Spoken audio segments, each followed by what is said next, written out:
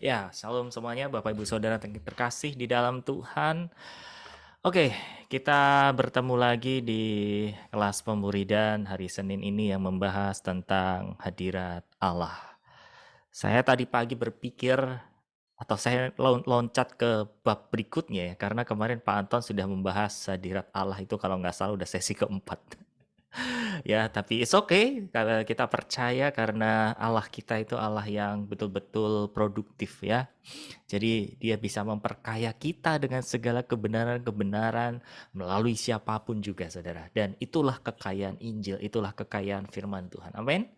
Ya, terima kasih Niko untuk pujian penyembahannya. Kita semua betul-betul dibawa ke tempat di mana Bapa, Tuhan Yesus, dan Roh Kudus berada. Sesuai dengan tema kita hari ini, Bapak Ibu Saudara bicara tentang hadirat Allah.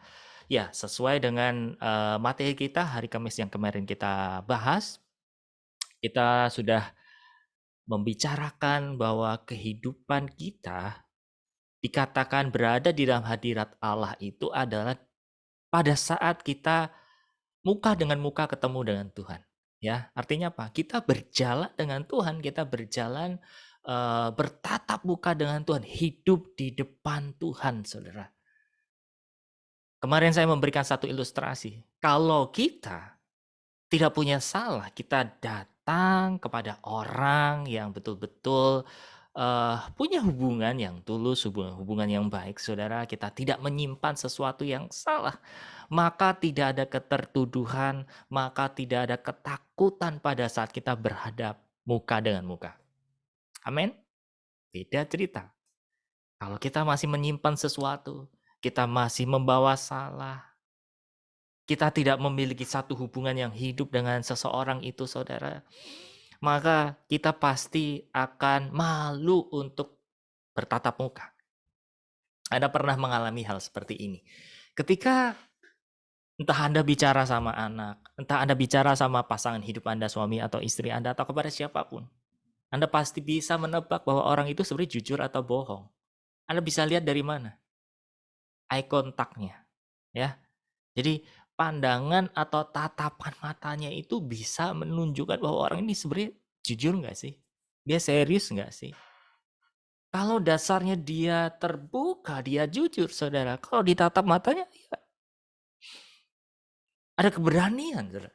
Tapi bukan keberanian untuk apa lo lihat-lihat, apa lo enggak gitu. Tapi maksud saya di sini Anda bisa bertatap muka dengan orang itu karena apa? Anda datang dengan hati yang tulus. Dengan tidak punya beban apa-apa, saudara. Sama begitu juga dengan hubungan kita dengan Allah, dengan Tuhan kita, saudara. Jadi ketika kita tidak menyimpan sesuatu, ketika kita datang dengan hati yang tulus, hati yang betul-betul membutuhkan Tuhan, saudara. Kita pasti berani untuk face to face dengan Tuhan. Amin. Amin. Maka kemarin kita bicara tentang, oke, kita harus selesaikan dulu masa lalu kita, saudara. Kita harus selesaikan dulu dengan apa yang terjadi dalam kehidupan kita yang lama, saudara. Beberapa orang, beberapa jiwa yang Tuhan pertemukan, saudara, dalam pelayanan. Saya pernah bicara di kelas ini tentang kesembuhan memori, kesembuhan self-image atau gambar diri, saudara. Ya, kalau Bapak Ibu Saudara masih ingat. Ada hal-hal yang ternyata kita pendam, kita kubur, tapi kita nggak selesaikan. Ya, kita move, kita bergerak sampai hidup hari ini. Dan tanpa disadari saudara apa yang terjadi? Bahwa sesuatu kejadian atau memori yang kita pendam, kita kubur begitu saja. Itu tanpa kita sadari. Itu akan muncul menjadi image kita hari ini. Itu akan muncul di dalam karakter kita, muncul di dalam image kita, muncul di dalam setiap respons kita. Betul tidak? Tanpa kita sadari, saudara. Ya, beberapa waktu yang lalu ada orang yang datang. Dia konseling, lalu dia bercerita, "Pak, saya ini kalau lagi dimarahin, bukannya merespon dengan baik, tapi saya malah histeris. Saya marah, saya teriak. Oke, saya dengeri orang, oh, terus cerita. Saya sambil dengerin orang ini bercerita, saya sambil dengerin Tuhan mau ngomong apa terhadap orang ini. Jawaban saya, saudara, ketika mendengar konseli ini bercerita tentang masalahnya, ya, dia punya masalah ketika dia berada dalam satu keadaan yang kena pressure, kena tekanan seperti itu, emosionalnya melonjak, ya. Dan dia sadar ada something wrong. Kenapa seperti itu? Saya coba mengajukan satu pertanyaan begini. Adakah masa lalu Anda yang membuat diri Anda betul-betul down, betul-betul broken dalam jalan hidup Anda? Beberapa detik orang ini diam dan lalu dia menjawab, ada Pak. Tapi dulu banget. Dulu saya pernah mengalami ini. Dulu saya pernah mengalami. Saya bilang, itu masalahnya. Kalau Anda hari ini punya emosional yang tak terkendali, ya, kayak mohon maaf ya saudara ya. Dan kita kadang-kadang melihat ya orang marah sampai kayak kerasukan seperti itu. Ya, kadang itu tidak eh benar-benar kerasukan, tapi karena dia punya satu ketraumaan. Akhirnya saya bilang sama orang ini, "Anda punya trauma, tapi saya udah didoakan." Oke, saya ajak ngomong lagi. Saya suruh ceritakan, pengalaman ini sudah sembuh nggak? Diem, dan orangnya cuma bercerita. Iya, saya kira saya lupakan gitu aja selesai, Pak. No. Dengan melupakan kejadian, tidak menjadi satu jawaban. Itu sama halnya Anda mengubur masa lalu Anda, tapi Anda nggak berdamai di situ. Ah, oke. Terus kita ngomong lagi, saudara. Ternyata banyak hal-hal ketraumaan yang mempengaruhi kehidupan orang ini, saudara. Nah, apa yang terjadi, apa yang saya ceritakan, apa yang saya kisahkan ini, Bapak Ibu Saudara, hampir setiap orang, bahkan boleh dikatakan semua orang mengalami hal-hal yang di bawah alam sadar kita atau di alam roh itu kejadian di mana kita mengalami sesuatu ketraumaan, kita mendinai, kita menolak itu, bahwa ya itu bagian dari masa lampau, Pak. That's it. Saya udah selesai, saya udah ditebus dengan Tuhan. Yes, teori Anda benar. Tapi faktanya, Anda masih membawa. Ya, ketraumaan-ketraumaan di masa lampau, kejadian-kejadian di masa lampau itu mempengaruhi karakter kita, mempengaruhi respons kita, saudara. Ya, sehingga itu menjadikan hati kita tidak murni di hadapan Tuhan. Dan apa yang terjadi? Akan mempengaruhi satu hubungan kita dengan Tuhan, Bapak Ibu Saudara. Mungkin kita merasa nggak layak karena kita habis marah-marah sama istri, sama anak, sama suami, atau habis emosional meledak, saudara. Dan kesedihan kita adalah apa, saudara? Atau yang mentragiskan itu bahwa iya, kekristenan kita ternyata banyak on off di bagian ini gitu loh. Ketika emosionalnya tidak stabil, apa yang terjadi, saudara? Dia akan terpuruk, dia akan merasa bersalah, dia akan merasa nggak layak di hadapan Tuhan, dan membuat kita akhirnya malu datang sama Tuhan. Dan itu bukan solusi. Solusinya apa, saudara? Hadir yuk. Face to face sama Tuhan. Mulai temukan. Kemarin saya tampilkan foto saya di zaman dulu. Ya, ada beberapa orang yang mulai di masa lampau itu kayak benar-benar nolak gitu. Betul nggak ya? Sama yang tadi saya kisahkan, saudara, saya melayani orang-orang yang dimana dibilang orang itu saya sudah didoakan, saya sudah di pelepasan bahkan, tapi ada satu hal yang dia baru, oh Pak, ini relate nih. Jadi beberapa waktu lalu saya itu dikasih satu video di satu tempat di mana saya itu di situ mengalami ketraumaan. Terus apa yang Anda lakukan? Saya jadi deg-degan, saya jadi marah. Saya bilang fix, ada trauma di sana. Caranya gimana? Balik mundur. Bukan berarti kita korek-korek masa lalu kita, saudara. Enggak. Tapi lebih kepada kita mau berdamai dengan siapa, saudara? Dengan kita. Dengan orang-orang sekeliling kita pada saat itu. Ya. Jadi berdoa minta Roh Kudus, akhirnya saya doakan saudara. Roh Kudus bawa orang ini mundur sebentar. Temukan di masa-masa dia benar-benar mengalami satu kehancuran, mengalami satu masalah yang membuat karakternya hari ini menjadi seperti ini. Anda melihat apa? Oh, saya ngelihat saya waktu itu digini. Oke. Sekarang kamu ngomong sama diri kamu sendiri dan bilang seperti ini. Panggil namanya, Agus, aku ampuni kamu. Aku mau terima kamu. Karena Tuhan sudah mengampuniku. Aku juga harus mengampuni kamu di masa laluku. Ini padahal ngomong sama siapa, saudara? Ngomong sama diri sendiri loh. Ketika kita menerima kita, saudara, apa yang terjadi? Ketika gambar-gambar memori-memori itu muncul, saudara, atau lingkungan atau ambience yang membuat kita keinget di masa-masa kita hancur, masa-masa kita luka, masa-masa kita terpuruk, saudara, itu nggak akan jadi intimidasi lagi. Itu nggak akan ada sengatnya lagi, saudara. Itu hanya sebatas akan muncul, iblis munculkan dan ya udah, kita selesai kok di sana. Tapi kalau belum selesai, saudara, apa yang terjadi? Pasti di dalam hati kita akan bereaksi. Entah kita nggak terima, entah kita marah, entah kita jadi sedih, dan seterusnya, saudara. Jadi coba cek ya Bapak Ibu Saudara semua ya, ketika Anda diajak untuk melihat hal di masa lampau Anda jengkel di sana, Anda marah di sana, Anda drop di sana, Anda gemetaran di sana, jangan tinggalkan dulu. Pak, tapi saya nggak tahan. Stay. Karena apa? Tuhan nggak ninggalin Anda kok.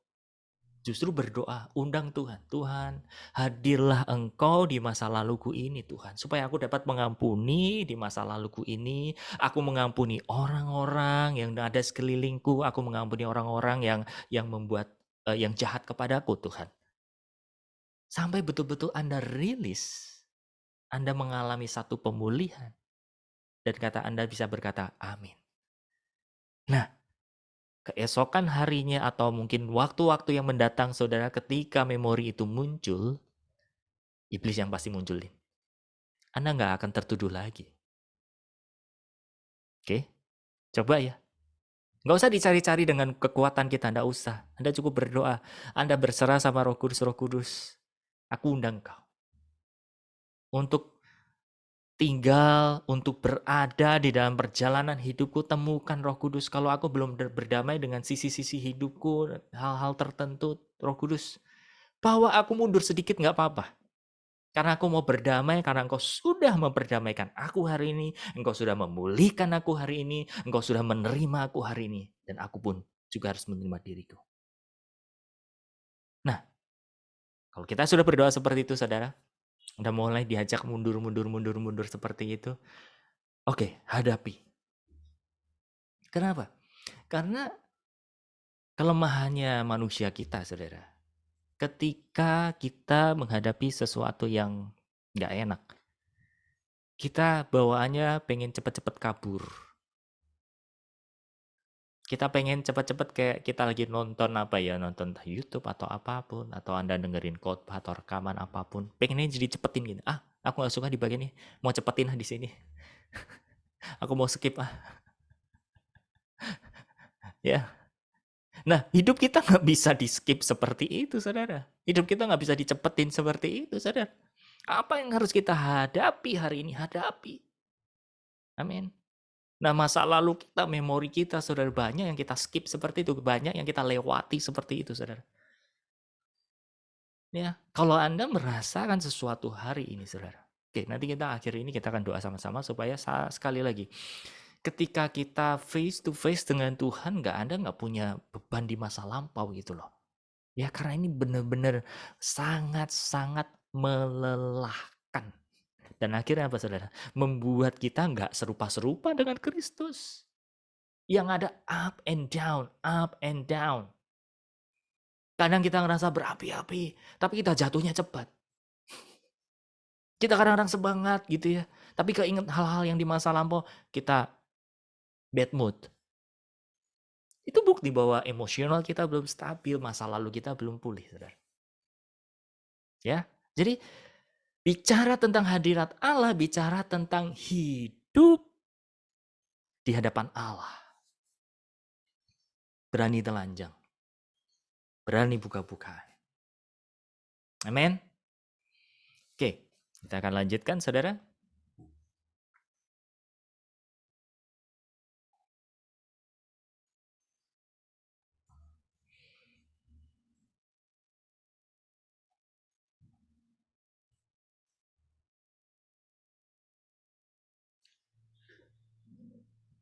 Kemarin kita sudah membahas ini ya. Nah, hiburan dunia. Salah satu hal yang menyumbat hadirat Tuhan, hadirat Allah, kita susah untuk rasakan hadirat Tuhan adalah apa? Hiburan dunia. Salah satu apa? Menonton TV. Ini zaman waktu Pak Andas nulis ya, kalau di hari ini bukan lagi TV. Saya percaya apalagi generasi millennials atau bahkan saya itu nggak perlu TV. Karena apa? Udah ada ini. Sudah ada handphone, sudah ada gadget, sudah ada teknologi. Dan itulah saudara hiburan-hiburan itu yang sebetulnya membuat kita banyak menyerap sampah ternyata. Nah, kita baca dulu seperti ini. Banyak hamba Tuhan terjebak untuk tidak memasuki hadiratnya karena adanya dunia hiburan. Mengapa sukar sekali melepaskan diri dari kebiasaan menonton TV, atau kita ganti bahasanya ya, nonton deh apapun, entah TV, entah handphone, apapun itu, saudara. Nah, Bapak bilang begini ya, anakku, itu adalah jebakan iblis yang tersamar. Kesukaan dunia dan dunia hiburan adalah senjata iblis yang paling kuat untuk menjerat anak-anak Allah ke dalam jebakan yang membuat mereka tak mampu membuat kemajuan. Dalam penderitaan di muka bumi ini, dunia hiburan seperti minuman dan makanan yang menyegarkan, pengembara lelah menawarkan istirahat sejenak. Ingat akan nabi yang kuutus dari Yerusalem untuk mengingatkan Yerobiam akan penyembahan berhala di Israel. Ia telah diperingatkan jangan berhenti atau makan dan minum selama di Israel. Namun ketika ia letih, seorang nabi Tuhan mengajak dia mampir dan memberinya makan dan minum. Ia dihiburkan bahkan dalam suasana rohani, namun telah menyebabkan kematiannya. Bahkan namanya pun tak layak disebutkan di dalam kitabku. Nah, saudara, kalau hari ini kita suruh benar-benar meninggalkan itu semua, rasanya masih mustahil. Kenapa? Karena ternyata kita itu hidup dan tinggal di memang dunia yang penuh dengan sampah. Dunia ini sudah tercemar. Dan apakah solusinya kita harus tinggalkan itu semua? Kita nggak pakai barang-barang dunia, lalu kita hidup di hutan? Tidak. Tapi justru bagaimana kita harus ketemu dengan giant kita, saudara. Kita harus ketemu dengan raksasa-raksasa kita, saudara. Kita harus ketemu dengan lawan-lawan kita, saudara. Supaya apa? Kita benar-benar menang atasnya. Jadi untuk menang atas giant kita, raksasa-raksasa kita, saudara, masalah-masalah kita, bukan kita menghindari, tapi lebih kepada apa? Selesaikan dengan Tuhan. Tapi Pak, saya memang belum kuat, belum bertahan. Oke, untuk sementara waktu itu nggak ada jadi masalah. Tapi jangan terus-terusan sesuatu yang membuat Anda jatuh, Anda jauhi terus. Tapi Anda harus lawan itu, Anda harus selesaikan itu. Supaya apa? Anda nggak punya lawan itu lagi. Amin. Tapi kalau ada sesuatu hal yang membuat kita lemah, yang membuat kita jatuh, dan kita terus hindari, itu tidak menyelesaikan masalah. Tapi kalau ada sesuatu yang menghambat, yang benar-benar menjegal keimanan kita terus-menerus di bagian hal yang sama, misalkan saudara, Anda nggak bisa, Tuhan lepaskan aku ini, Tuhan dari orang ini, Tuhan lepaskan aku dari habit kebiasaan ini, Tuhan.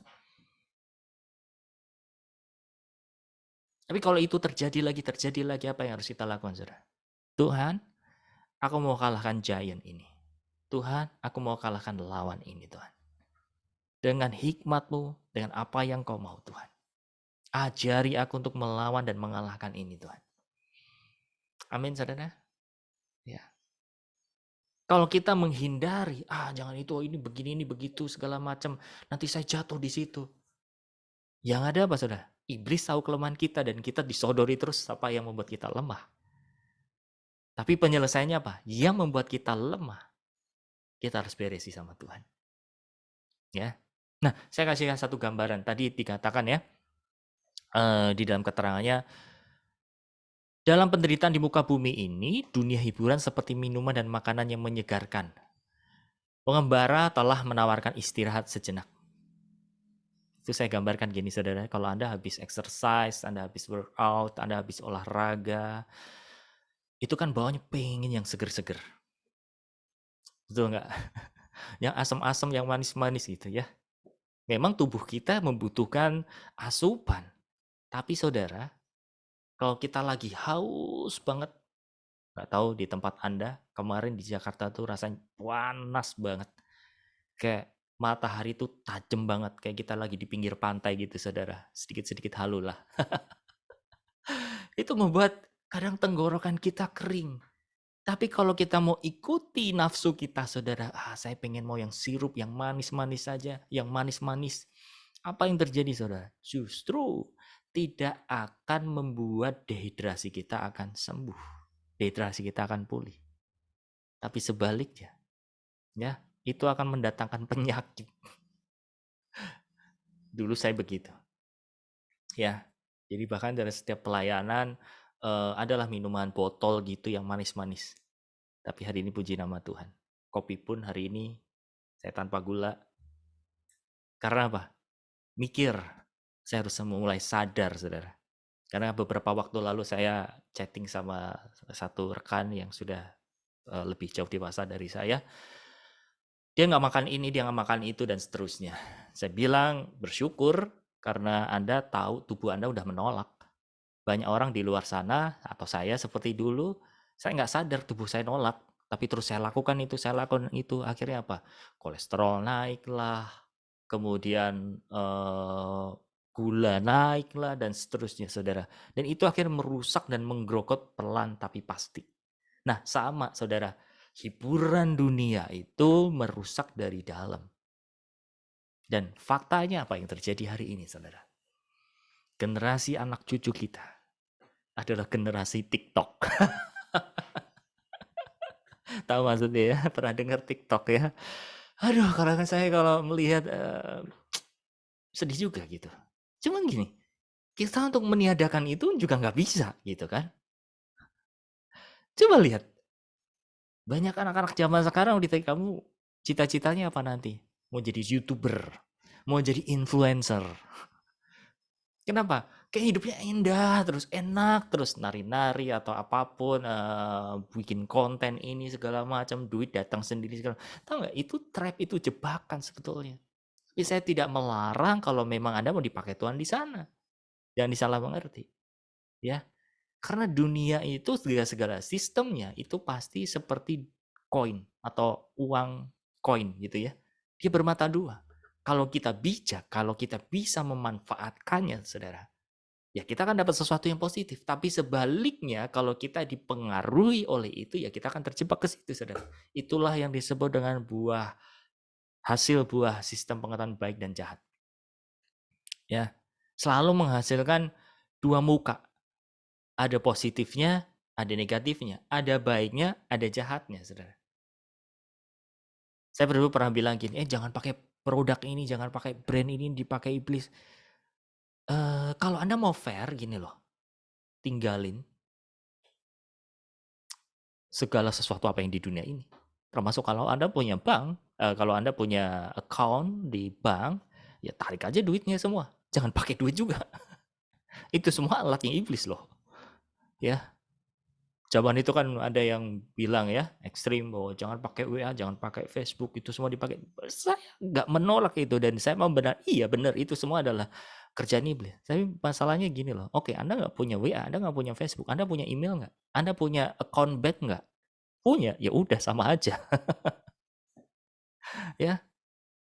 Jadi, saudara, untuk melawan itu semua bukan dengan kita lari, tapi kita harus selesaikan, kita harus berdiri teguh, mana yang memang itu berguna dan bermanfaat. Oke, kita serap. Kalau yang enggak usah. Seperti Paulus bilang, ya, segala sesuatu baik. Segala sesuatu ada benarnya. Tapi masalahnya, ada nggak manfaat untuk iman kita bertumbuh di dalam Tuhan? Itu saudara. Ya, seperti hari ini, kita tahu justru kita memanfaatkan sosial media, kita bisa belajar pemuridan hari ini. Betul nggak? Jadi tergantung bagaimana kita memakai itu semua, saudara. Ya, tapi perhatikan di sini. Ini yang kadang-kadang jadi penyakit nih. Ya, dan berkali-kali saya juga mengalaminya, saudara. Di mana saat ya kita punya pelayanan seperti itu, rasanya tuh kayak pengen rehat sejenak gitu. Dan rehatnya itu apa, saudara? Kadang kita salah minum itu tadi.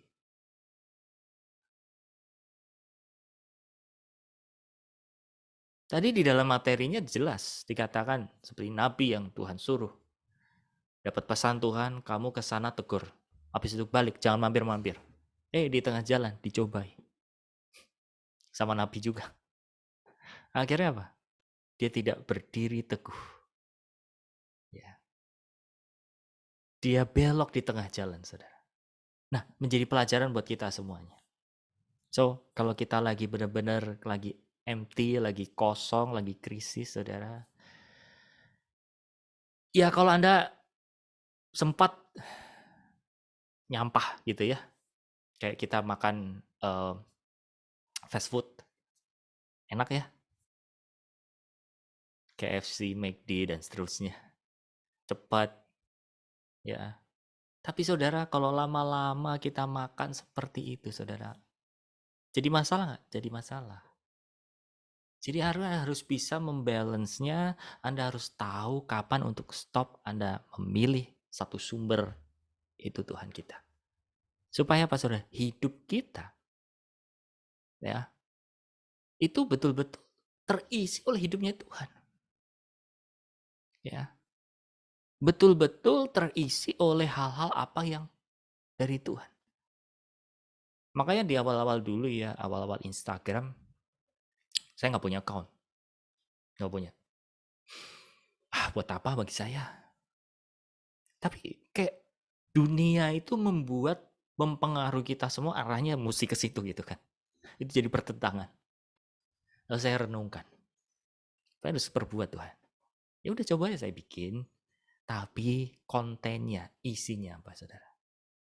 Bayangin gini ya, ini dari 48 orang, ya kan? Semua punya account, entah Facebook, Instagram, TikTok, kayak WhatsApp, kayak YouTube, kayak apapun itu saudara. Anda semua bikin konten sesuatu hal yang membuat dampak. Ya, bayangkan. Kalau semua konten-konten itu diisi dengan hal-hal yang berdampak. Jadi orang kalau mau melihat kan pasti ada namanya explore. Explore itu kalau kita mau ngeliat-ngeliat macam-macam gitu ya. Itu kalau semua isinya firman saudara. Kita nggak terjebak jatuh. Betul nggak? Tapi sebaliknya kalau kita pakai sosial media kita untuk isinya konten-konten yang ya mungkin gini deh. Minimal Anda ngepost sesuatu hal yang membuat inspirasi gitu. At least, paling tidak itu.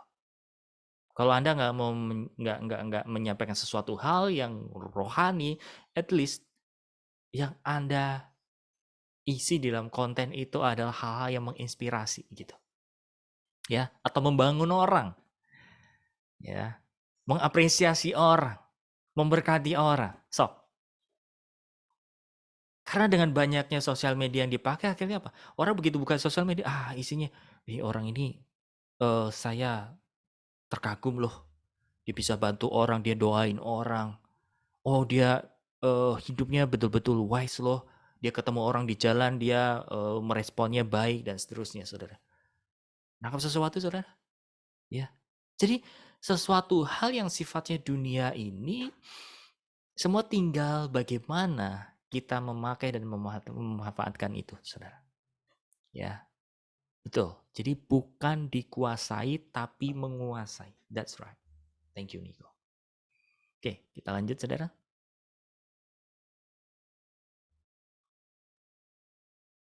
Dalam 1 Raja-Raja 13 ayat 15 berkata demikian.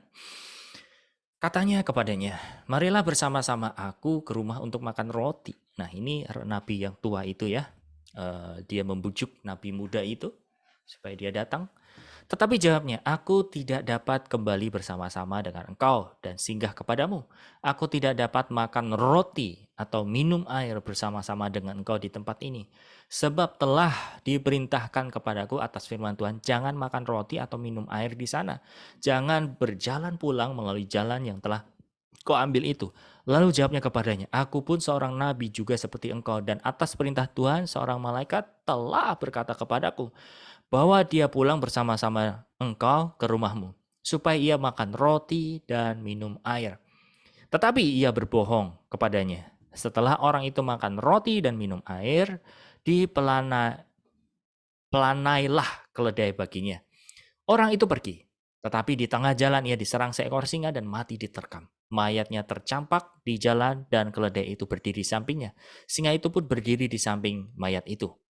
Ini menjadi alasan dari tertundanya pencurahan kuasaku, anakku. Orang Kristen mungkin mempunyai hidup yang baik, karakter yang indah, tapi dapat jatuh karena batu sandungan kecil saja.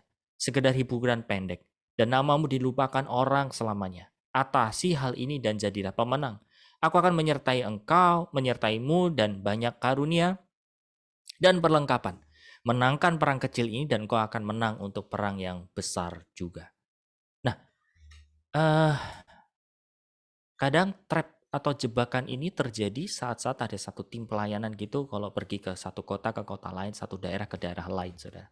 Nah, saya selalu bilang sama tim yang selalu bersama-sama kalau kita pelayanan, kadang kalau kita ke satu tempat gitu ya, pengen sesuatu hal mencoba atau mencicipi apa sih yang menarik di kota itu, apa sih yang terkenal, betul nggak ya? Entah itu kulineran atau satu tempat yang indah, saudara. Tidak menutup kemungkinan kadang kita memang butuh dan bisa pergi ke tempat itu. Tapi satu hal yang harus kita garis bawahi saudara, kalau one day Bapak Ibu Saudara diajak oleh entah tim kerja Anda, pelayan ke tempat lain, satu tempat ke daerah lain, pasang kacamata kuda. Maksudnya apa? Fokus dulu sama pelayanannya. Kalau Tuhan memberikan waktu, Tuhan memberikan grace, Tuhan memberikan perkenanan, Tuhan memberikan favor, ya udah, go ahead, nikmati. Tapi kadangkala saudara, kita mau pelayanan ke satu tempat, udah nyari-nyari dulu. Ke tempat ini apa sih yang terkenal? Makanannya yang enak apa sih?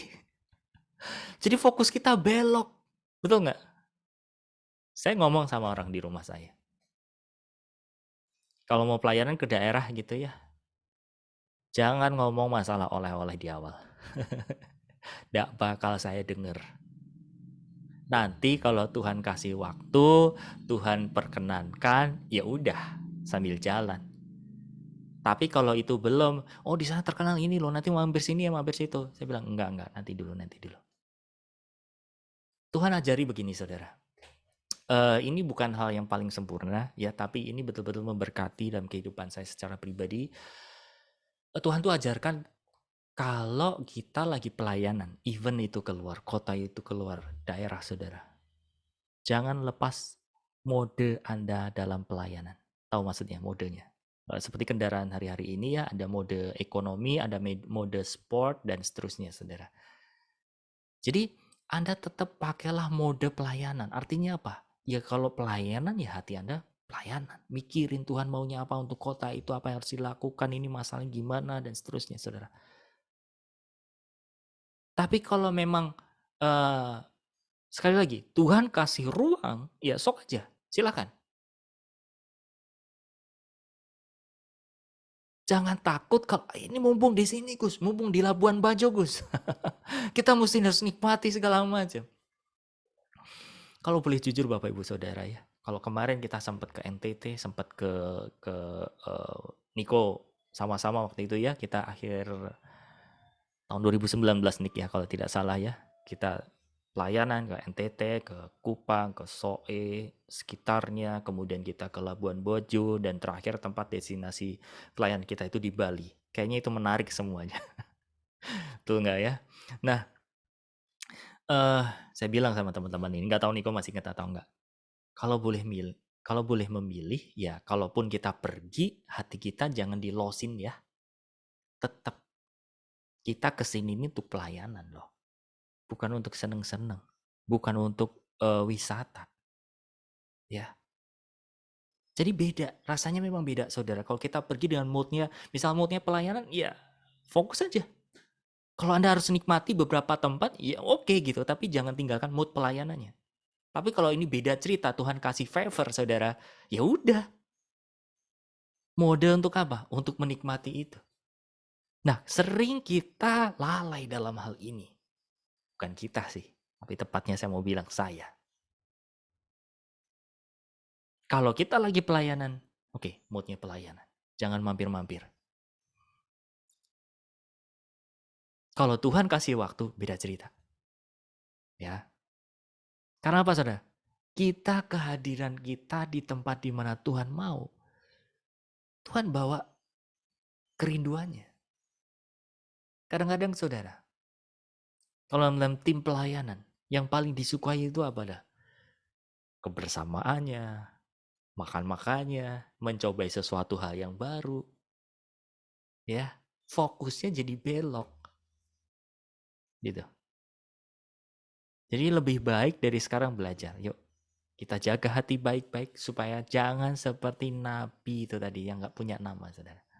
Akhirnya kasihan kan, dia tetap melakukan pekerjaan Tuhan tapi gak dikenal sama sekali sampai detik ini, sampai hari ini itu siapa. Dengan masalah apa? Yang simple, yang sederhana, yang kecil. Kalau kita bisa melawan hal yang kecil, saudara, kita bisa melawan yang besar. Seperti Daud. Daud sebelum dia melawan Goliat, dia jadi gembala, kambing domba yang ya mengembalakan 2-3 ekor, kecil saudara. Tapi saat dia mengembalakan, dia ketemu serigala, dia ketemu harimau, dia lawan itu sehingga mentalnya kebangun di sana. Nah, saat dia ketemu dengan Goliat, kira-kira Daud itu memandang bahwa, hei, aku di gurun pernah ketemu harimau, ketemu serigala, ketemu beruang. Kamu nggak ada bedanya sama binatang ini. Kira-kira mentalnya kebangun seperti itu, saudara. Ya, jadi kalau kita lemah dalam hal kecil, Anda nggak akan bisa kuat dalam hal yang besar. Tapi kalau kita menang dan kuat dalam kecil, hal yang perkara kecil, saudara, Anda pasti bisa kuat dalam hal yang besar juga. Kita lanjutkan dulu firman Tuhannya. Yakobus pasal 4, ayat yang keempat. Ya. Hai kamu orang-orang yang tidak setia, tidakkah kamu tahu bahwa persahabatan dengan dunia adalah permusuhan dengan Allah? Jadi siapa saja yang hendak menjadi sahabat dunia ini, ia menjadikan dirinya musuh Allah. Markus 4 ayat 18. Yang lain ialah yang ditaburkan di tengah semak duri. Itulah yang mendengar firman itu, lalu kekhawatiran dunia ini dan tipu daya kekayaan dan keinginan-keinginan akan hal yang lain masuklah menghimpit firman Tuhan itu sehingga tidak berbuah. Saudara, kalau kita bicara tentang Markus 4 ayat 18 dan ayat-ayat sebelum dan sesudahnya, kita mendapati bahwa ini adalah perumpamaan seorang penabur. Yang pertama, benih itu ditaburkan di pinggir jalan. Apa yang terjadi, saudara? Benih yang ditaburkan di pinggir jalan. Karena jalan itu menggambarkan sesuatu yang crowded, sesuatu yang ramai, sesuatu tempat yang lalu lalang, sehingga benih itu tidak jatuh ke tanah yang baik, saudara. Ya, sebentar saja, sedikit saja, benih itu langsung minggir di pinggir jalan. Dia tidak jatuh ke dalam tanah, dia tidak pecah kulit, dia tidak bertumbuh, dia tidak berakar. Itu menggambarkan, saudara, kalau hidup kita berisik, hidup kita sibuk, saudara. Kira-kira seperti itu. Hari ini kita dengar firman. Sekarang kita dengar firman. Karena kita nggak fokus ke situ. Buyar. Percuma. Bukan berarti saudara Anda menyalahkan keadaan Anda, Pak gimana saya lagi kerja segala macam. Enggak bicara soal masalah hal yang di luaran saudara. Tapi apa yang Anda pikirkan, apa yang Anda rasakan atau fokus hidup Anda. Ya. Yang kedua, benih yang ditaburkan di yang pertama adalah di pinggir jalan. Yang kedua adalah di tanah yang berbatu. Kita tahu saudara, tanah yang berbatu tidak memiliki kedalaman. Ya. Sama seperti hati kita saudara. Kalau hati kita penuh dengan batu, penuh dengan luka saudara, penuh dengan dosa-dosa tersembunyi, penuh dengan hal-hal masa lampau belum beres saudara, penuh dengan motivasi-motivasi daging saudara. Firman itu nggak punya tanah yang cukup dalam buat kita berakar. Sehingga apa yang terjadi? Ya, kebenaran cetek tok. Tidak punya akar yang kuat, tidak mencari sumber mata air yang membuat benih itu, tanaman itu bertumbuh dengan bagus. Kemudian yang ketiga, tanah hati yang apa? Yang tadi kita baca baru saja. Yaitu di semak. Bicara tentang apa saudara? Keinginan-keinginan. Ya. Dan itu munculnya apa? Munculnya saat kita sudah bertumbuh, munculnya saat kita sudah berakar. Betul nggak? Kalau Anda bandingkan dengan tanah hati yang pertama, tanah hati yang kedua, saudara. Tanah hati yang ketiga ini bedanya di mana coba? Kalau yang pertama kan nggak tumbuh jelas, ya. Benih ditabur, hilang. Yang kedua, ditabur di tanah yang berbatuan, sempat tumbuh tapi nggak punya akar yang kuat, mati juga. Yang ketiga saudara, tanahnya baik nggak? Baik. Wong dia tumbuh kok. Tapi hidupnya tidak terus dijaga, hatinya tidak dijaga saudara. Sehingga membuat apa? Tanaman-tanaman lain tumbuh di sekeliling tanaman utama. Yang akhirnya apa? Menghimpit pertumbuhan itu, akhirnya mati juga. So, kalau hari ini Anda puas, Anda bangga dengan pertumbuhan Anda. Ada satu pekerjaan juga yang harus kita aware, yang harus kita perhatikan, yaitu apa? Kekhawatiran hidup. Keinginan-keinginan duniawi. Karena apa saudara? Ketika kita punya tanah hati yang baik, Anda bertumbuh, oke, itu baik. Tapi kalau kita nggak jaga, tanaman lain bisa tumbuh juga loh. Itu yang harus diwaspadai. Saya percaya Bapak Ibu Saudara yang hadir semua di meeting Zoom pada pagi dan siang hari ini. Nggak di satu, nggak di dua. Tapi waspadai yang ketiga. Kenapa saya bilang Anda nggak di satu, nggak di dua? Ya kalau Anda di satu dan dua pasti nggak datang. Betul nggak? Lebih baik ngerjain sesuatu yang lain. Atau bahkan Anda hari ini sambil mungkin kerja, sambil ngerjain sesuatu, Anda punya hati kok, Anda punya antusiasme kok, Anda punya kerinduan untuk datang sama Tuhan kok, betul nggak? Dijamin deh, tanah hati Anda sudah baik. Tapi waspadai nomor 3. Ya. Nah yang keempat, tanah hati yang subur. Kalau Anda hari-hari ini main tanaman saudara, ya Anda asik, suka dengan tanaman yang lagi heboh, ya itu kebiasaan yang baik, silahkan gitu. Cuman Anda kan punya kebiasaan nih, tiap hari ditengok, bener nggak? Disiram. Kalau mulai ada rumput-rumput yang ganggu, Anda cabut-cabuti, betul nggak? Ada tanaman yang mulai tumbuh di sekeliling tanaman Anda mulai singkirin, ya. Ketika ada daunnya kok agak kering sedikit ya, Anda mulai putusin, Anda mulai potongin. Nah, sama dengan hati kita Bapak Ibu Saudara. Rawatlah hati Anda, rawatlah hidup Anda, jagai kekudusan. Dan kita bicara tentang hadirat Allah, tujuannya apa Saudara? Supaya kita tetap berada di dalam hadirat Allah. Amin. Kalau hari-hari ini mungkin terjadi ya, Anda masuk ke tanah hati yang nomor 3. Kalau ditanya, Gus pernah nggak jatuh ke tanah nomor hatinya? Pernah. Kalau udah kayak gitu gimana dong caranya? Datang sama Tuhan. Minta kuasa Roh Kudus, minta pertolongan Roh Kudus yang memimpin kita, yang membawa kita untuk apa? Melepaskan itu semua, saudara. Supaya tanah hati di sekeliling kita itu kembali apa? Kembali bersih. Amin. Dan terus jaga. Tiap hari perhatikan pertumbuhan kita. Mulai filter apa yang harus masuk, apa yang harus dikeluarkan, saudara. Jangan semuanya masuk. Mulai dari mana? Sosial media. Jadi memang jujur ya, ada beberapa handphone saya terutama di WhatsApp ya. Kadang kan kita nggak bisa memilih gitu ya untuk nolak kita masuk dalam grup, terutama mungkin grup keluarga. Karena kita anggota keluarga, kita masuk dalam satu grup. Dan tahu sendiri ya, di dalam grup itu macam-macam masuk, tang ting dan seterusnya, saudara. Akhirnya saya setting yang namanya video, yang namanya image, itu nggak langsung muncul kalau saya nggak download. Tujuannya apa? Saya mau filter. Ini informasi apa nih?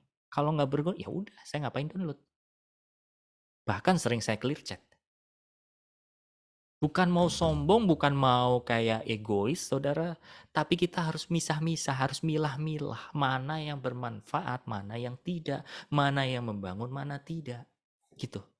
Tapi kalau semua yang masuk ke gadget Anda, saudara. Semua yang masuk ke hidup Anda, saudara. Semua masuk ke dalam perasaan Anda. Semua yang masuk di pikiran Anda nggak sortir itu. Anda nggak filter itu. Apa yang terjadi? Sampahnya banyak banget. Gak heran gampang kita itu gampang bimbang, gampang berpikir keras, overthinking, ya. Karena apa? Semuanya dimasukin. Supaya kita tetap berada di hadirat Allah, saudara, jagai. Makanya mohon maaf ya, kalau di grup, khususnya di grup Revival Total Ministry yang mungkin Bapak Ibu Saudara ada di situ, kita bikin yang namanya apa? Aturannya, kita bikin yang namanya bariernya, saudara. Supaya apa? Terfilter. Apa yang masuk itu benar-benar bermanfaat.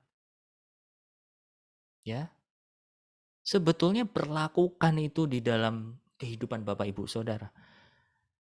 Mana yang bermanfaat, mana yang memang itu membawa, silakan terima.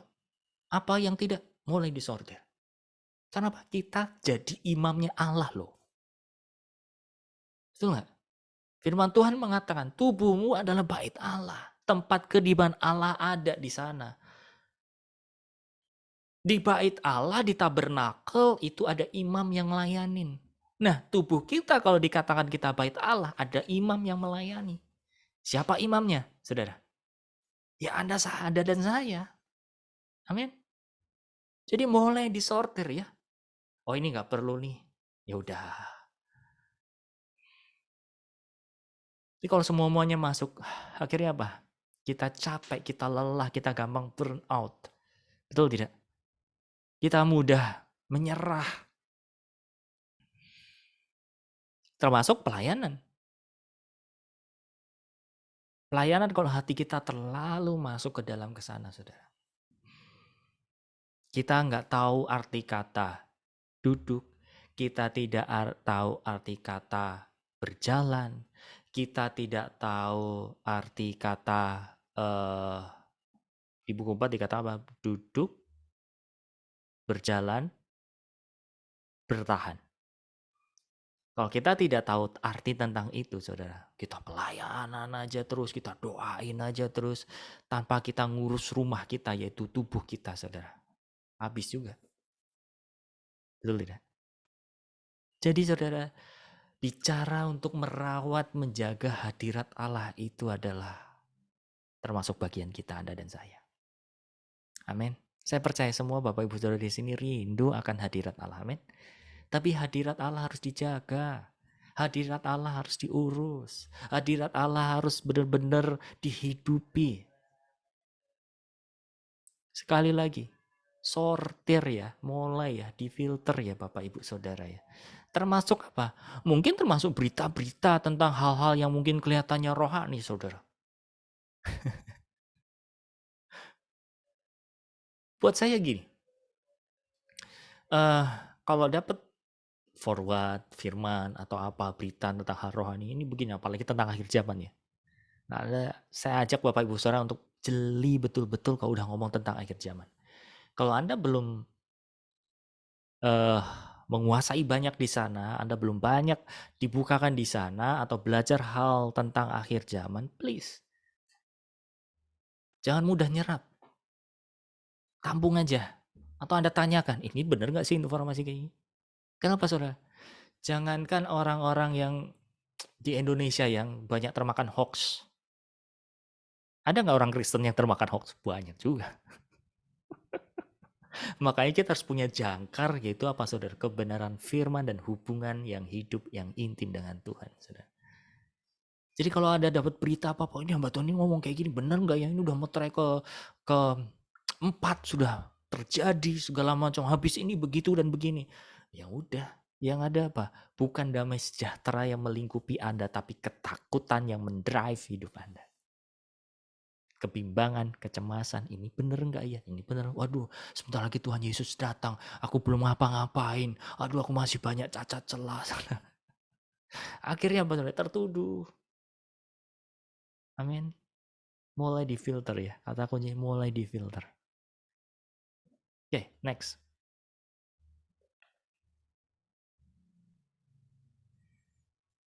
1 Yohanes 2 ayat 16. Dikatakan, sebab semua yang ada di dalam dunia ini yaitu keinginan daging, ada 3 hal ya, keinginan mata, serta keangkuhan hidup tidak berasal dari Bapa, melainkan dari dunia. Dikatakan apa? Keinginan mata. Keinginan mata itu bukan bicara saja soal masalah, melihat hal-hal yang senonoh. Tapi bicara soal masalah keingin, wah ini tasnya bagus banget ya, mereknya ini lagi gitu kan. Aduh makan aja enak banget ya. Dan apa yang terjadi saudara? Di dunia-dunia yang penuh dengan teknologi ini, manusia mudah berbuat dosa. Ya kan?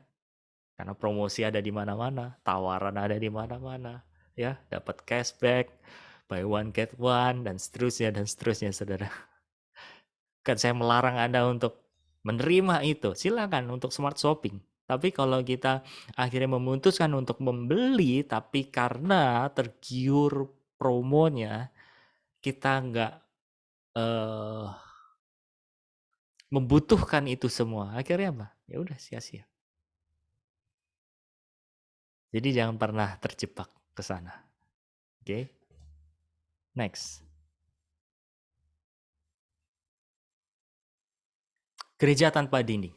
Nah, apa sih yang disebut dengan gereja tanpa dinding?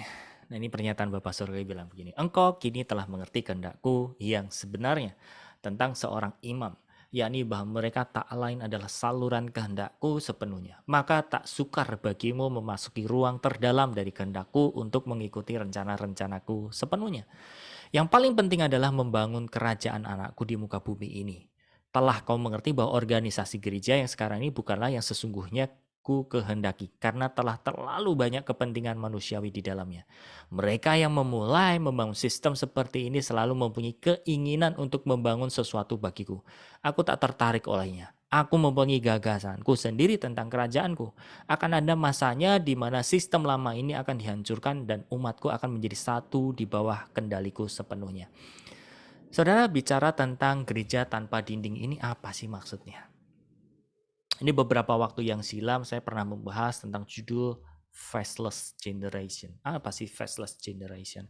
Ini sama saudara, maknanya sama dengan gereja tanpa dinding. Faceless Generation adalah generasi tanpa wajah. Apa sih maksud generasi tanpa wajah, nggak punya muka? Ih serem banget ah. Nggak gitu saudara, tapi maknanya gini loh. Banyak di antara kita itu kadang terlalu concern kepada hal-hal apa ya, organisasinya, namanya saudara. Nah, Faceless generation itu sama dengan gereja tanpa dinding. Artinya apa? Kita nggak dibatasi oleh denominasi, kita tidak dibatasi kamu dari mana itu, dari mana ajaran apa, ajaran itu, termasuk RTM sendiri. Kalau kita mau berada di dalam gereja tanpa dinding, saudara, angkatlah Yesusnya. Bawalah kehendaknya terjadi di bumi ini. Tanpa harus dipengaruhi oleh macam-macam, tanpa harus dengan satu aturan-aturan, dengan susunan-susunan ibadah yang membuat kita harus ini dulu, ini dulu, 2 lagu cepat, 2 lagu lambat dulu, baru kita doa lagu-lagu ini segala macam. Kalau berdoa tuh harus begini dan begitu dan seterusnya, saudara. No, nggak bicara seperti itu. Gereja tanpa dinding itu bicara adalah gereja Tuhan yang adalah jemaat, yaitu Anda dan saya. Amin. Tapi yang dipenuhi oleh hadirat Allah. Yang dipenuhi oleh Allah sendiri, yang membawa budaya surga itu turun di bumi di mana Anda berada. Ya. Saya tampilkan satu gambar.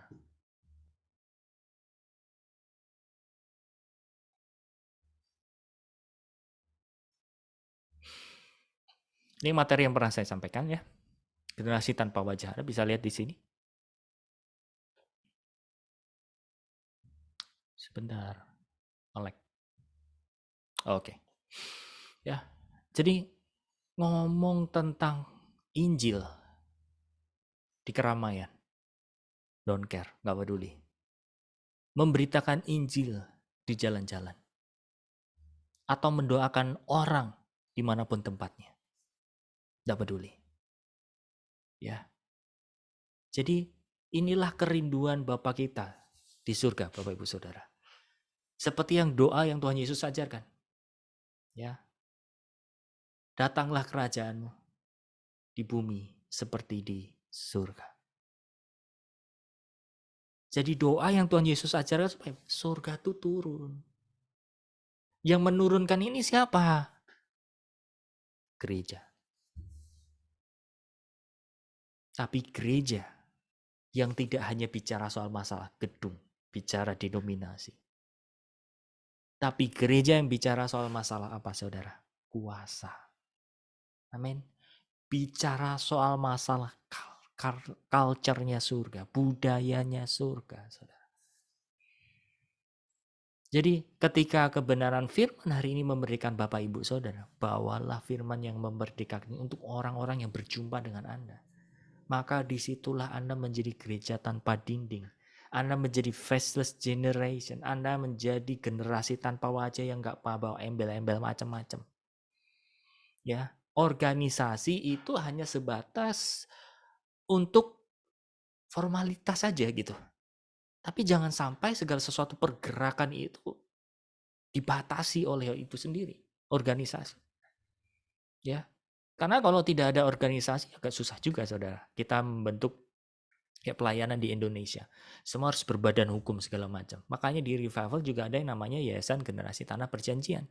Kita berada dalam naungan itu, saudara. Secara apa? Hukum. Ya, secara formalnya ada, gitu. Supaya tidak dipermasalahkan. Tapi pada intinya orang-orang yang berada di dalamnya adalah gereja tanpa dinding. Orang-orang yang tidak dibatasi oleh doktrin-doktrin atau batasan-batasan yang kamu harus begini, kamu harus begitu, dan ini dan itu dan seterusnya, saudara. Nangkap di sini. Jadi ketika Bapak, Ibu, Saudara mengkhususkan diri buat Tuhan, menjaga diri buat Tuhan, hadirat Tuhan turun buat Anda menjadi gereja yang hidup. Dan itu cita-citanya Tuhan. Amin.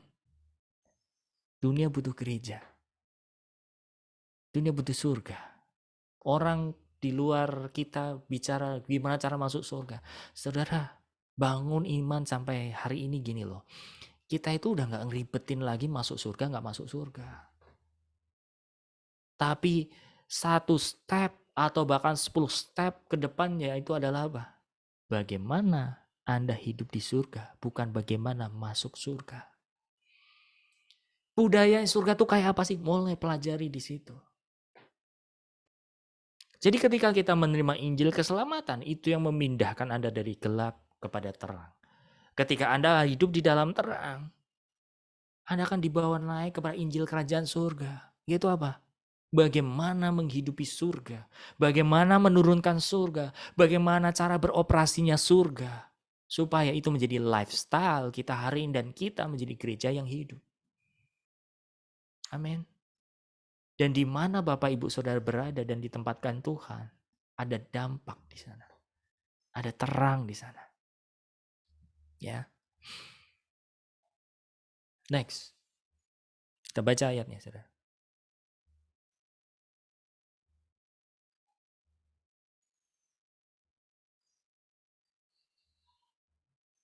Ibrani 12 ayat 26. Ya. Waktu itu suaranya mengguncangkan bumi, tetapi sekarang ia memberikan janji. Satu kali lagi aku akan mengguncangkan bukan hanya bumi saja, melainkan langit juga. Ungkapan satu kali lagi menunjukkan kepada penggantian dari apa yang terguncangkan, yaitu apa yang dijadikan supaya yang tidak terguncangkan tinggal tetap. Jadi, karena kita menerima kerajaan yang tak diguncangkan, marilah kita mengucap syukur dan beribadah kepada Allah menurut cara yang berkenan kepadanya dengan hormat dan takut. Sebab Allah kita adalah api yang menghanguskan. Jadi Bapak Ibu Saudara, kita belajar secara real bahwa pandemi ini membuat budaya seluruh global, seluruh dunia itu berubah. Termasuk di dalam kekristenan. Kalau kita dulu ibadah ya harus datang ya. Kita antusias, kita ketemu dengan orang-orang seiman, keluarga di dalam Kristus, betul tidak ya? Tapi hari-hari ini saudara, budaya itu kan dirubah. Tapi esensinya berubah enggak saudara? Tidak. Nyatanya apa? Seperti hari ini. Anda tetap mau datang sama Tuhan, tapi malah apa? Bebas. Anda bisa leluasa. Mau jam berapa aja. Apa yang Anda pakai, betul nggak ya? Ada yang pakai celana pendek mungkin. Ya, nggak kelihatan gitu ya. Tapi ya tetap berharus pakai baju dong. Ya, esensinya nggak hilang. Caranya yang beda. Right? Ini yang disebut apa saudara? Kerajaan yang tidak tergoncangkan. Gereja Tuhan itu tidak tergoncangkan. Dan saya bersyukur Tuhan tempatkan di revival ini saudara. Karena apa? Saya melihat betul-betul pergerakan, saya betul-betul melihat kedewasaan terjadi. Kalau di luar sana masih banyak kontroversi ini, vaksin atau tidak dan lain sebagainya. Udahlah, pegang imannya masing-masing, yuk kita menuju ke Tuhan. Gak usah sibuk di sana. Percaya deh, ini semua baru permulaan. Jangan takut sama masalah 66. Kalau apa? Anda hari ini berada di tempat yang tepat dan Anda bertumbuh, mengalami pertumbuhan. Amin. Tapi kalau hidup kita itu abu-abu saudara, ya mohon maaf. Kalau hati kita labil, bener nggak ya, ini kata itu betul nggak ya, ini nggak ya. Karena tempat kita di abu-abu saudara. Tapi kalau Anda yakin dan percaya hari ini ada di tempat yang tepat, Anda pasti mengalami pertumbuhan. Kenapa? Karena kerinduan Tuhan. Membangun gereja Tuhan ini untuk hidup betul-betul, apalagi di tengah-tengah kesulitan hari ini saudara. Ya, yang menyibukkan soal masalah doktrin harus gini itu dan lain sebagainya, mohon maaf. Tinggalan kereta. Ketinggalan movement. Movementnya Tuhan apa saudara? Tuhan mau bangun Anda dan saya menjadi gereja Tuhan yang hidup. Jangan menyibukkan hal-hal yang masih adu argumen ini begini ini begitu segala macam. Oke, kalau Anda belum bisa terima, hold. Tapi nggak usah dimusuhi, nggak usah di gembar-gemborin ke sana kalau ini sesat, ini nggak bener loh, ini begini dan begitu. You know, itu benar-benar membuang energi kita, saudara, membuang waktu kita, saudara, untuk menjadi gereja Tuhan yang hidup. Masalahnya adalah gini. Oke, bertahun-tahun Anda jadi orang Kristen. Ada satu kelas kemarin, teman-teman SOS, saya kasih PR. Saya coba baca satu-satu, menarik. PR-nya apa coba? Ini boleh ya Anda kerjain. Kasih PR gini. Tolong jangan dijawab dengan teori, tapi dijawab dengan pengalaman hidup Anda. Pertanyaan sangat-sangat sederhana. Kenapa Anda mau ikut Tuhan? Simpel kan? Gak usah cepet-cepet jawab. Ya karena Tuhan mengasihiku, karena Tuhan begini, Tuhan. Teori. Temukan alasannya dalam kehidupan Anda, segenap hati Anda. Kenapa Anda memilih Tuhan? Saudara, saya mendapatkan jawaban itu enggak sehari, 2 hari, seminggu, 2 minggu, sebulan, 2 bulan. Saya terus tanya terus. Saya nanyanya enggak ke siapa-siapa, saya nanya ke saya. Iya ya, apa sih sebetulnya membuat saya itu mau ikut Tuhan? Saya harus punya alasannya. Karena ketika saat saya mencari akarnya, saudara, saya mencari alasannya. Saya sedang membangun akar. Oke. Saya memutuskan ikut Tuhan. Karena saya pernah mengalami kehidupan yang hancur. Tuhan selamatkan saya. Tuhan tolong saya saat saya begini. Dan bukan hanya dia menolong. Dia mendandani saya. Dia percaya sama saya. Jadi benar kata Alkitab. Benar kata firman. Oke Tuhan, aku mau ikut Engkau. Ada orang yang ikut Tuhan, saudara, karena apa? Dari kecil udah Kristen. Saya nggak persalahkan itu. Dan Anda jangan tertuduh soal masalah itu. Jawabanmu apapun, terserah. Beberapa hari lalu, saya lagi jogging sama anaknya Mbak Vero itu, sama John, sama Joel. Saya coba sharing sama mereka. Jadi setiap kali kami jalan itu, kami sharing firman, saudara. Bicara tentang hidup.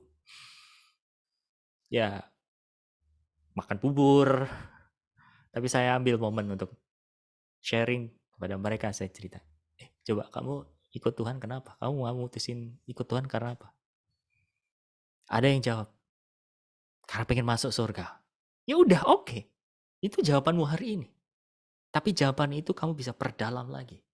Kalau kamu hari ini, kalau Anda hari ini ikut Tuhan karena Tuhan, aku pengen diberkati, aku pengen masuk surga, karena hidupku supaya jadi terang segala macam. Segala jawaban Anda itu nggak ada yang salah. Karena apa? Itu menyesuaikan hidup Anda hari ini. Tapi kalau Anda punya jawaban yang seperti itu, saudara, perdalam lagi. Sampai betul-betul Anda dapatkan blueprint-nya. Rencana Allah dalam hidup Anda itu apa sih sebetulnya? Dimulai dari apa, saudara? Alasan Anda ikut Tuhan. Coba ya, Anda jawab. Gak usah diburu-buru, gak usah buru-buru. Kalau buru-buru semua pasti jawaban dari teori deh.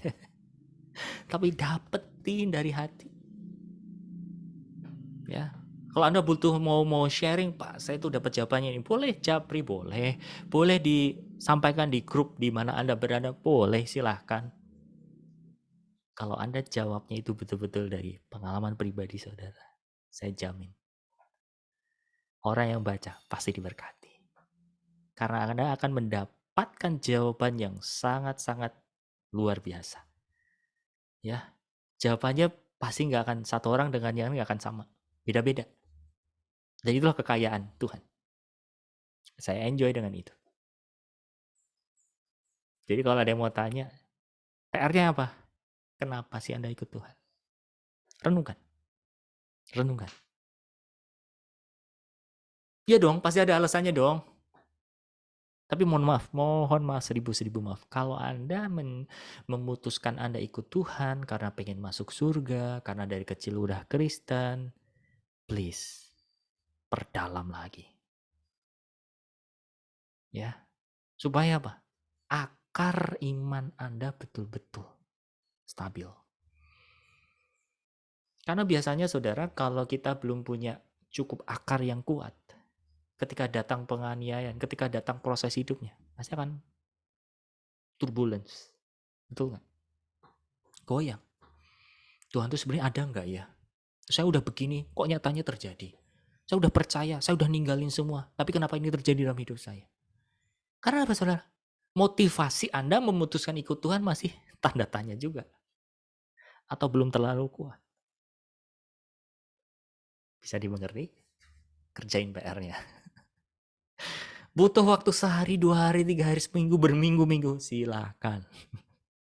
Nggak ada yang ngejudge. Lama banget sih PR gitu aja nggak bisa ngerjain. Justru Kalau Anda butuh waktu, tapi Anda merenungkan, good. Supaya apa? Anda flashback. Karena itu yang membantu Bapak Ibu Saudara untuk tinggal di dalam kasih mula-mula. Amin. Oke. Next.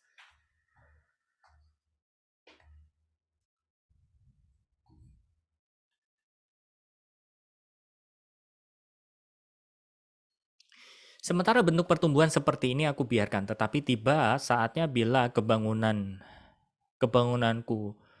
kirim ke bumi sekali lagi, dinding-dinding akan kurobohkan dan rohku akan mengalir tanpa batas. Ini udah terjadi belum, saudara? Udah mulai nampak, udah mulai kelihatan. Coba aja.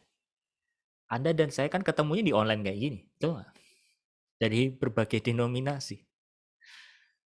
Ya, bahkan mohon maaf ya, kita perlu prihatin juga ada beberapa gereja yang mungkin tidak kuat secara finansial, gerejanya harus tutup.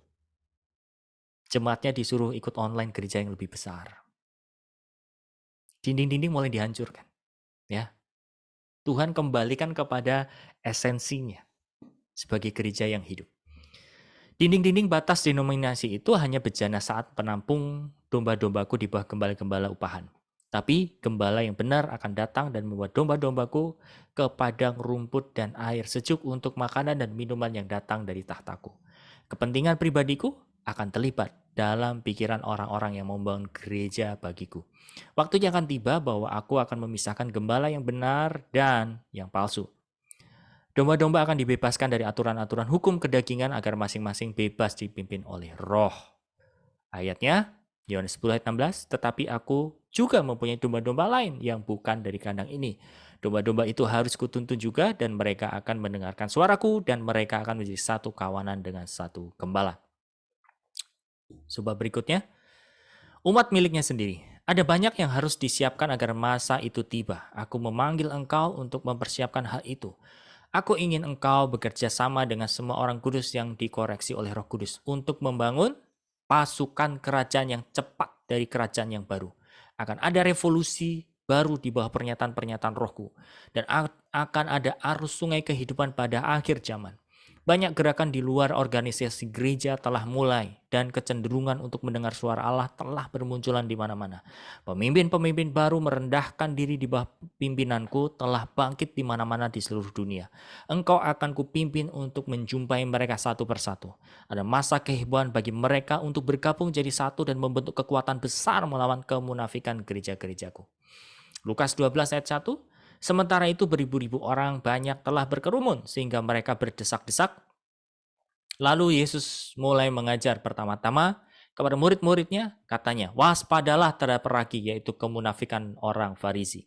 1 Petrus 2 ayat 1, karena itu buanglah segala kejahatan, segala tipu muslihat, dan segala macam kemunafikan, kedengkian, dan fitnah.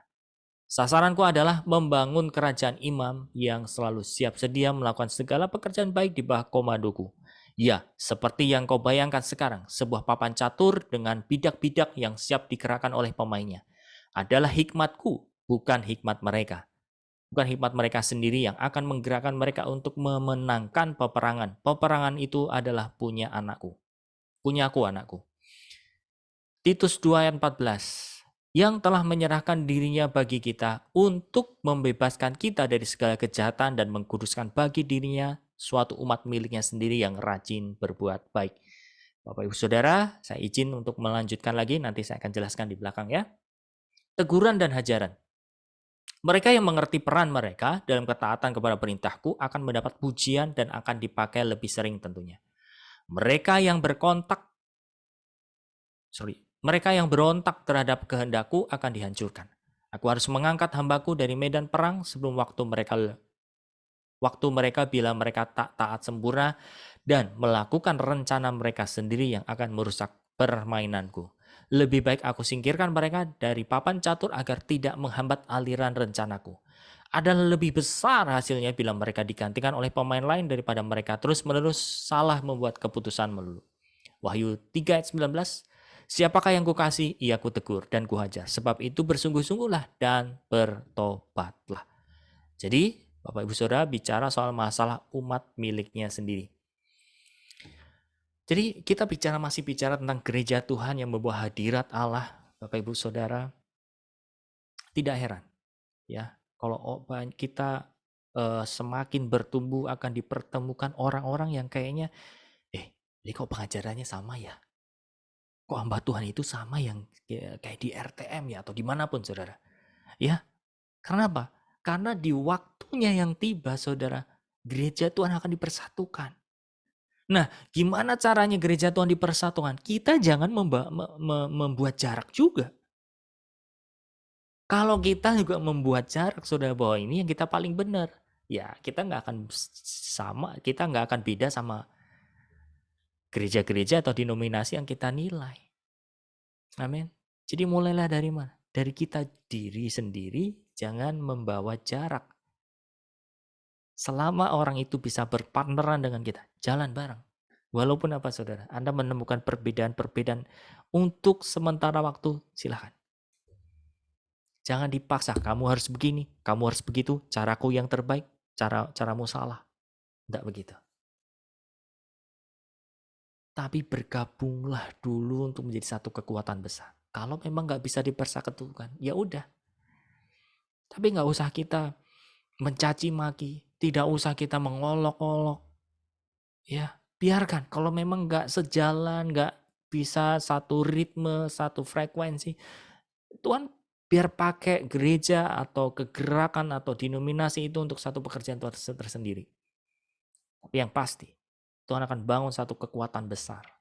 Kita akan dipertemukan dengan orang-orang yang sama visinya, sama spiritnya untuk membangun kerajaan Tuhan di muka bumi ini. Sekali lagi, dimulai dari mana? Dimulai dari kita. Jangan membangun tembok. Kalau kita merasa ya, otomatis sedang membangun tembok. Padahal hari ini pengajarannya apa saudara? Jelas dikatakan. Tembok-tembok, dinding-dinding mau diruntuhkan. Ya, mulai terima. Setiap kekurangan, setiap kelemahan satu dengan yang lain. Oke, dia masih levelnya di situ. Oke. Terimalah dengan kasih dulu, saudara. Pasti nanti ke depannya dia akan membandingkan, iya cara ini ternyata wasting time. Lebih baik caramu deh. Lebih tepat deh. Ya. Itulah cara kita Bapak Ibu Saudara. Tidak memaksakan orang. Tapi memberikan kebenaran. Kita yang meneladani dan membuktikan. Gak cukup teori. Ya. Kalau Anda sedang menawarkan satu produk, salesman datang ke rumah Anda. Orang itu bilang, Pak ini barangnya bagus banget, ini dibanting gak apa-apa. Tapi gak pernah dibuktikan ya omong kosong. Ya. Kalau kita mengaku kita punya satu kualitas, kita mengaku bahwa kita punya keimanan yang lebih, buktikan itu. Ya, buktinya nggak usah dipamerin. Biar secara natural. Dan orang pasti akan bisa menilai sendiri, oh ini caranya yang paling benar. Oke? Baik.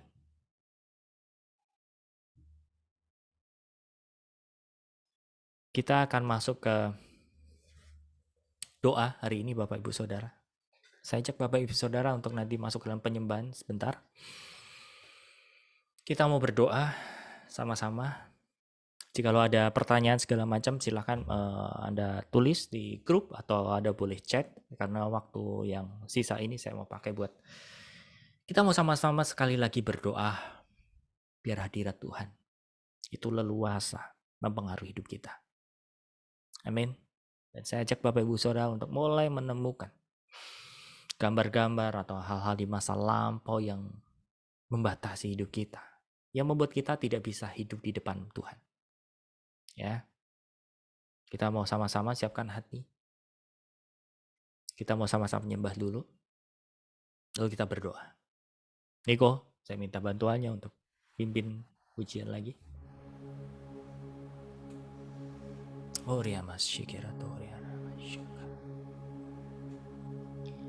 Bapak kami minta saat ini. Karena kami sebagai anak-Mu. Dan apa yang kami minta untuk kepentingan-Mu. Bahwa setiap pribadi kami mundur sebentar. untuk menemukan hal-hal apa yang kami kubur, yang belum pernah kami berdamaikan dengan Engkau. Apapun itu masa lampau kami mau menerima, kami mau mengampuni, karena Engkau sudah mengampuni kami tanpa batas. Silakan Roh Kudus bawa pribadi lepas pribadi ini untuk menemukan kuburan-kuburan masa lalu yang dipendam begitu saja, yang tidak pernah diselesaikan. Supaya hari ini kami betul-betul bisa hidup di hadapan-Mu tanpa harus ada yang kami simpan. Mampukan kami. Mari Roh Kudus, kami mau bertumbuh, kami mau serupa, kami mau menjadi gereja-Mu Tuhan. Mari Roh Kudus. Yes Lord.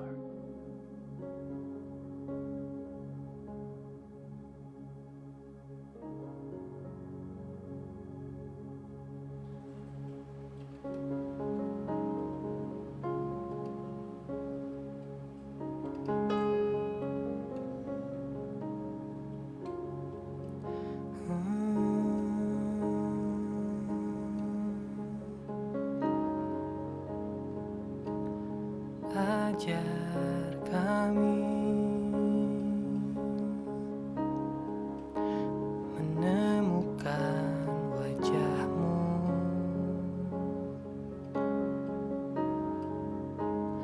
ajar kami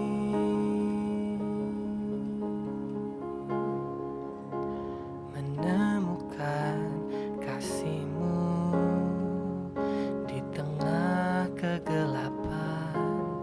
Ajar kami menemukan wajah-Mu,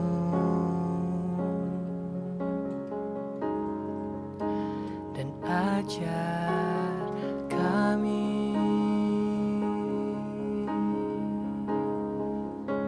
menemukan kasih-Mu di tengah kegelapan. Ajar kami menemukan wajah-Mu. Oh, ajar kami menemukan kasih-Mu di tengah kegelapan.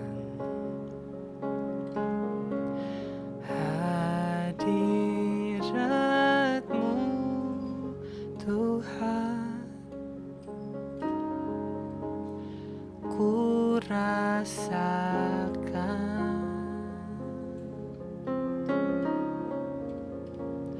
kekudusan-Mu Bapa, penuhiku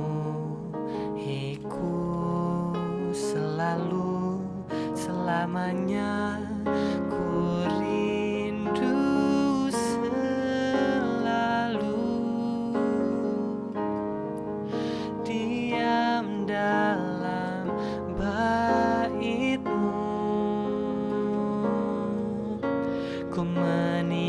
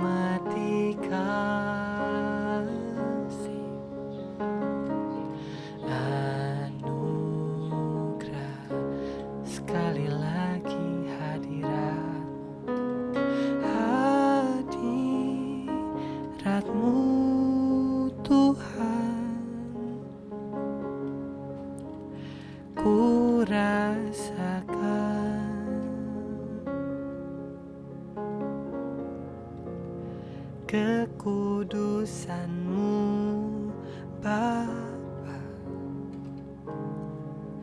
Penuhiku,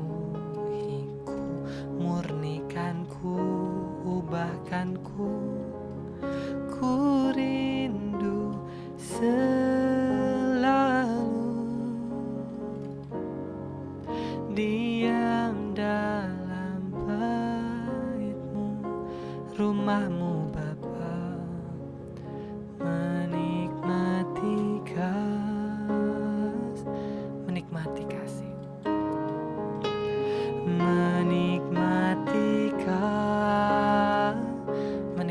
kasih, menikmati kasih, anugerah-Mu.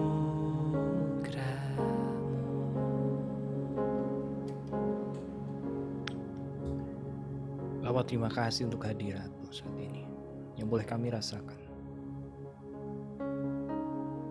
Silakan Roh Kudus, Kau terus bekerja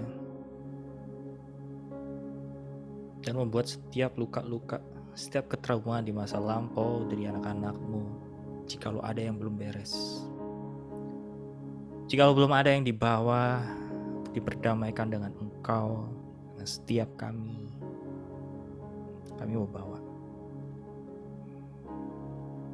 Waktu saat tadi penyembahan, Tuhan perlihatkan ada beberapa seperti anak merasa takut. Dia sembunyi di bawah meja. Ada yang sembunyi di dalam lemari. Bahkan ada yang mengubur di satu tempat yang sepi. Apa ini kubur itu? Biar orang gak tahu. Dan bahkan dapat dilupakan oleh seseorang itu sendiri.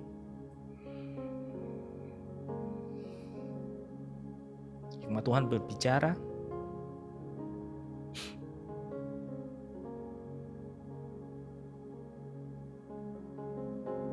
ada beberapa di antara kita yang mengalami satu ketraumaan besar.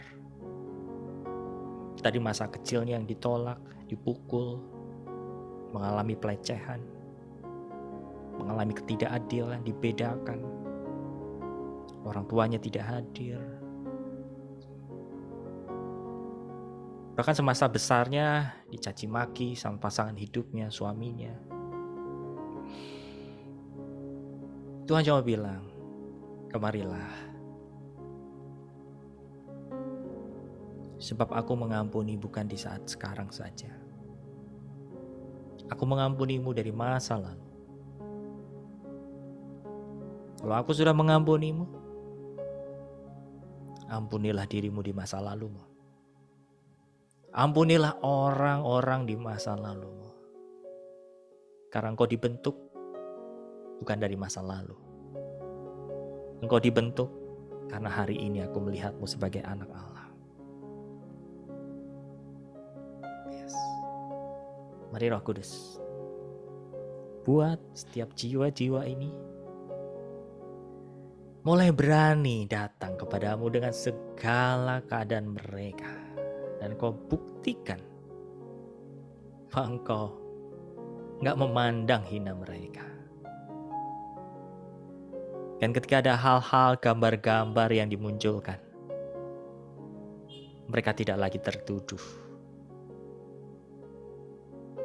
Karena mereka tahu arti pengampunan. Mereka tahu arti pemulihan. Kau dibayar lunas.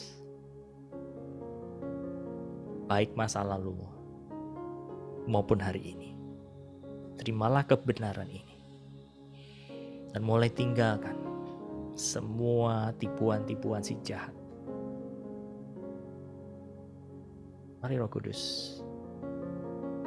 Kau yang membersihkan setiap memori mereka. Kau yang membersihkan setiap masa lampau mereka. Kau yang menyembuhkan dan melepaskan mereka dari semua hal-hal, gambar-gambar di alam bawah sadar mereka. Yes, dan jadilah pribadi yang betul-betul murni di hadapan Tuhan. Asli di hadapan Tuhan. Dalam nama Yesus. Mari Roh Kudus, lepaskan mereka dari setiap insecurity yang pernah mengalami kehidupan yang tidak adil, ditolak di sana sini, dikejar-kejar hutang, dikejar-kejar nama buruk. Kau layak, kau bernilai, kau berharga hari ini anak. Hari ini gambarmu bukanlah seperti dulu. Kau adalah anak kekasih Bapa. Itulah statusmu di dalam nama Yesus. Terima kasih Bapa. Setiap kelemahan kami, setiap kekurangan kami Kau sudah tutup. Dan kami masih izinkan Roh Kudus berkarya. Tidak hanya saat sekarang kami berdoa, tapi nanti waktu kami melakukan aktivitas, nanti ketika kami istirahat, Kau masih memulihkan kami. Temukan kuburan-kuburan kecil yang kami pendam, yang kami simpan. Kami berdamai dulu. Kami nggak perlu kubur, kami nggak perlu buang, karena begitu saja semua pengalaman pahit itu akan terbakar dengan sendirinya, hilang dengan sendirinya. Di dalam nama Tuhan Yesus, terima kasih Engkau sudah pulihkan kami. Sekarang kami boleh hidup berhadap-hadapan denganmu. Kami punya keberanian menatap hari esok, menatap hari yang masa lampau pun iman kami tetap teguh. Kami punya kepastian. Karena semua apa yang sudah Engkau lakukan Tuhan di atas kayu salib. Terima kasih.